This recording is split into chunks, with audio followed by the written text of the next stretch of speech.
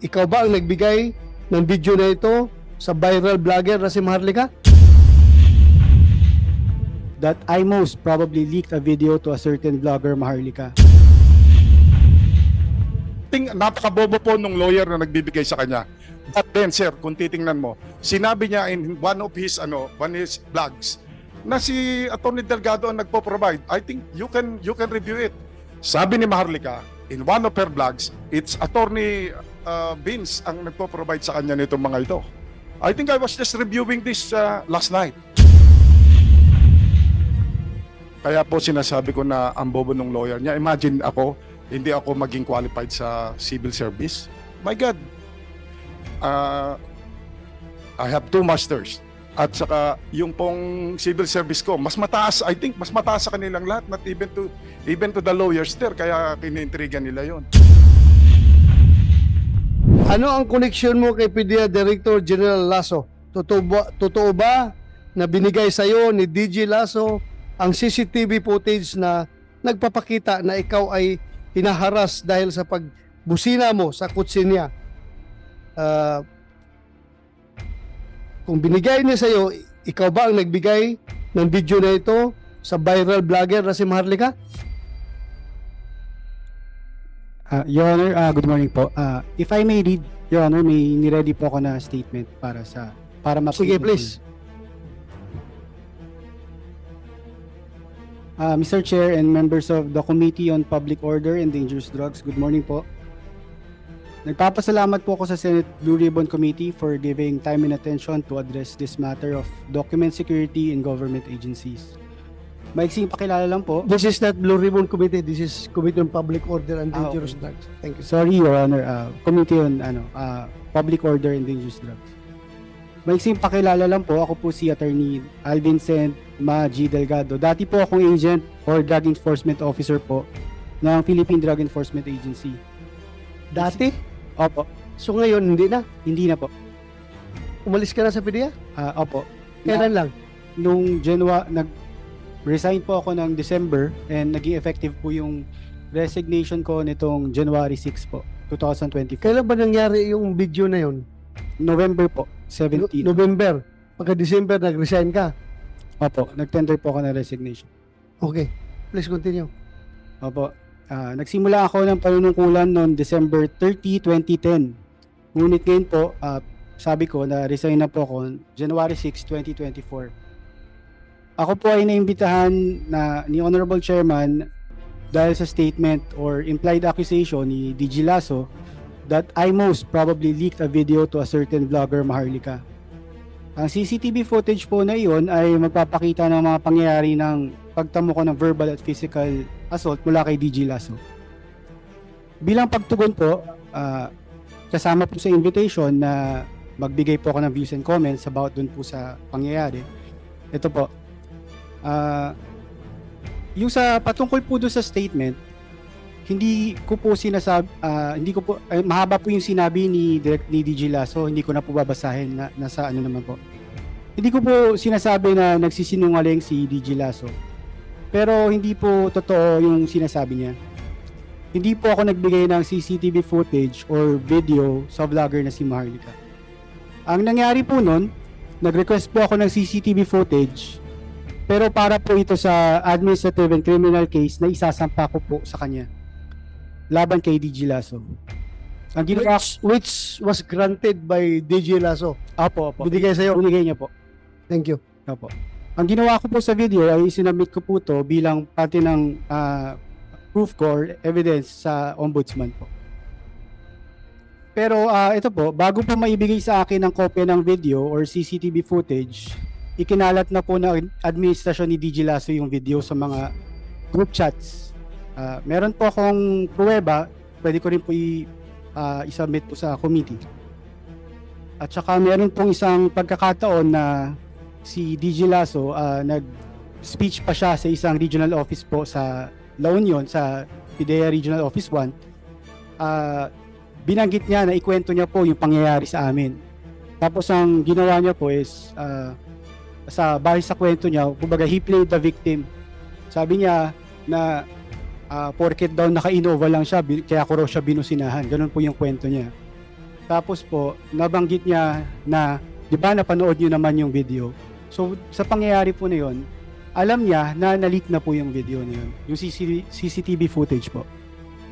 Tsaka isa pa po, kung gusto ko pong ikalat yung video na yun, marami pong nag-reach, hindi naman po marami, may nag-reach out po sa akin from ABS, GMA, at saka ang pagkakaalam ko po na nawagan pa po si Miss Maharlika na magpa-interview, pero hindi ko po yung pinaunlakan.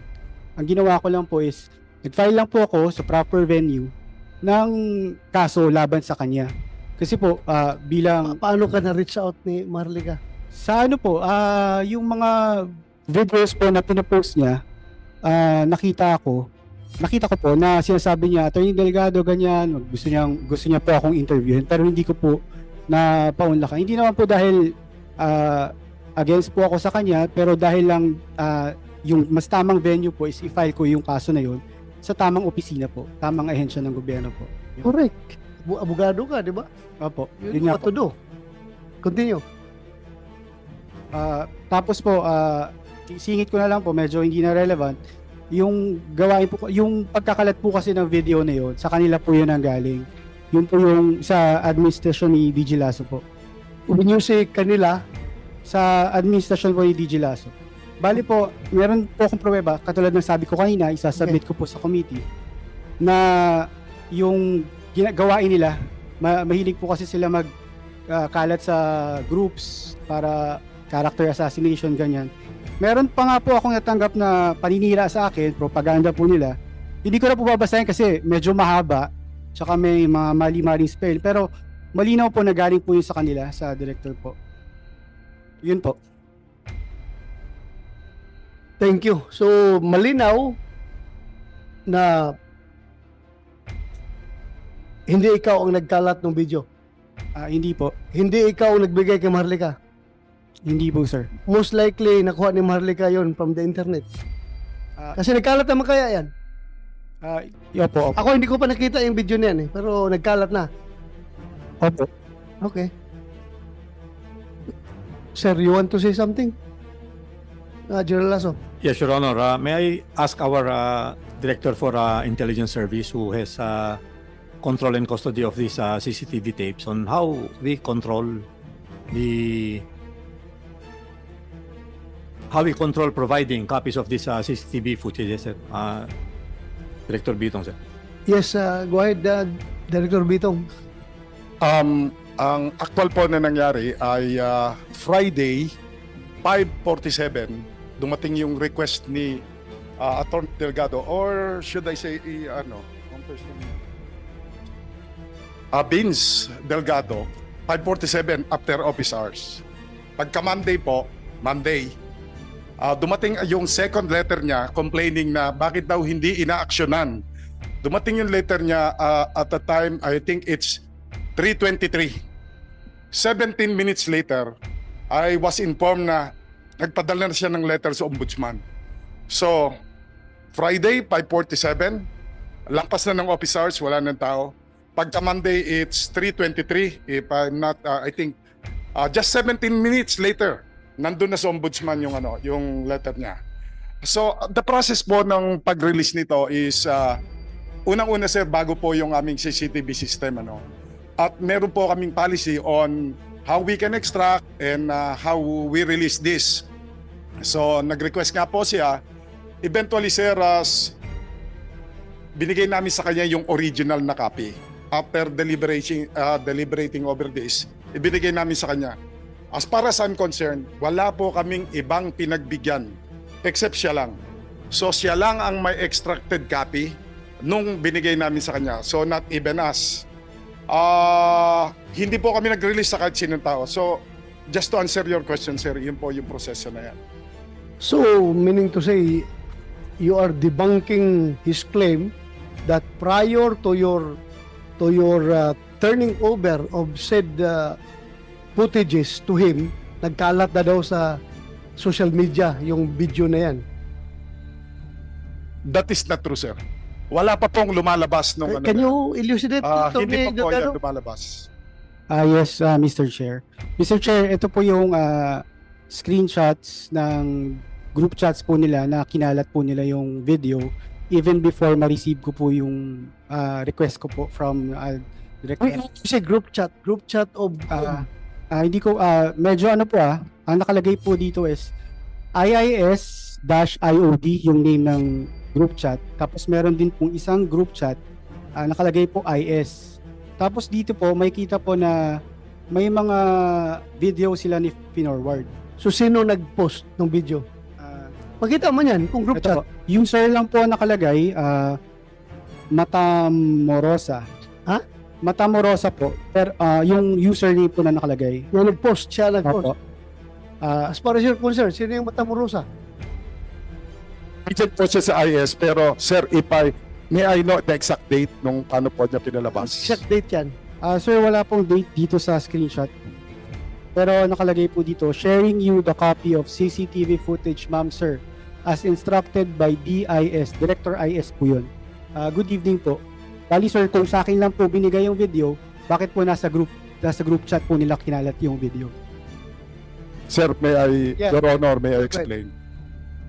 After a while po, sir, ako ang feeling ko, at that time, sir, simula na nangyari yung incident, si DJ kasi, he did not make any statement. Wala, sir, as if nothing happened.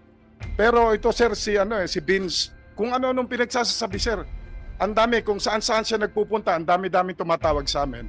Nung ma-release na po sa kanya the original video, I explained to the personnel of IS, all of these are authorized to have access to secret. So I provided them the video so that they will understand. Kasi what was happening then is, isa lang ang pinanggagalingan ng news si Vince lang. Feeling ko it's so unfair. So pinakita ko po dun sa conference room ng IS with my personnel there. Pinakita ko po yung the original video. At nakita nila doon na nagsisinungaling si Vince. Kasi it's very clear from the video. There was no mauling, there was no physical, wala pong sound, but there was no physical, no touching, sir. I hope, siguro, some other time you will see that the most that the DJ did, ginanyan lang po siya when he was going up dun sa kotse. Ginanyan lang siya, sir. So, I showed it because it was very unfair that it's already being circulated all over that he was mauled. He wasn't mauled based from the 3 CCTVs that we provided, and all those people who were able to watch this should be able to that I am telling the truth. Thank you. Ang problema lang yung date. Yung date, kung kailan yan pinost. Anyway, inamin naman ninyo, yung Matamorusa, tao mo, siya nag-post doon sa inyong website, pero ang tanong na lang dyan ngayon is, sabi mo, that was after na ibigay ninyo sa kanya. So, posible ba na yung pinost ni Matamorusa doon sa website ninyo, yan yung nakakarating kay Maharlika? Yan yung nakarating kay Maharlika? No, sir, because ako po wala po akong access, sir. Ako mismo. Alam ko, pag group chat natin, tayo-tayo lang, mga operative nag-group chat. Kung may mag-leak dyan, isa sa inyo nag-leak. Sir, if I have watched also Maharlika, I think ang nakakawa siya because he is being provided with wrong information. I think napakabobo po nung lawyer na nagbibigay sa kanya. But then, sir, kung titingnan mo, sinabi niya in one of his vlogs na si Atty. Delgado ang nagpo-provide. I think you can review it. Sabi ni Maharlika, in one of her vlogs, it's Atty. Vince ang nagpo-provide sa kanya nitong mga ito. I think I was just reviewing this last night. So, in one of the vlogs, You confirm the statement of Maharlika na ikaw ang nagbigay? No, Mr. Chair, hindi po ako nagbibigay sa kanya. Yan ang mahirap. Wala si Maharlika dito. Mr. Chair, if I may. Yeah, go ahead. Mr. Chair, meron pong meron po ako na-receive na chat from a certain user. Ang pangalan niya po is Ms. Maharlika, pero hindi po ako nag-reply sa kanya.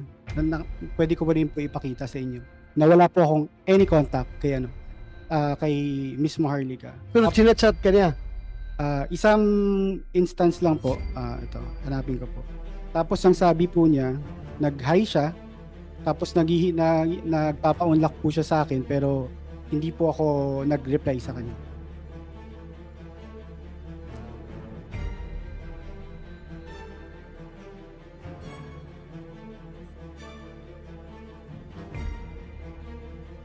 Anyway, I think it is not totally, that incident is not totally germane to this investigation, but still, since may leakage, ang subject natin dito sa investigation is PDEA leaks, yung mga leakage. So it's tama lang rin na ma-take up natin yan. Dahil nga, ito, pati yung denial ng yung appointment ay nakapost sa social media. Ano nangyari yun? Siguro po, in our effort to really reform, I think marami pong tinamaan, sir, kasi baka napalipat-lipat sila, so nagagalit sila. Ay maaari pong may may nag-leak nung kasi I cannot deny it was already access from the internet, yung tungkol po ito to my appointment. But of course, I think you would believe me. Kaya po sinasabi ko na ang bobo ng lawyer niya. Imagine ako, hindi ako maging qualified sa civil service. My God, I have 2 masters. At saka yung pong civil service ko, mas mataas, I think, mas mataas sa kanilang lahat, not even to the lawyers there, kaya kinintriga nila yon. Okay. Anyway,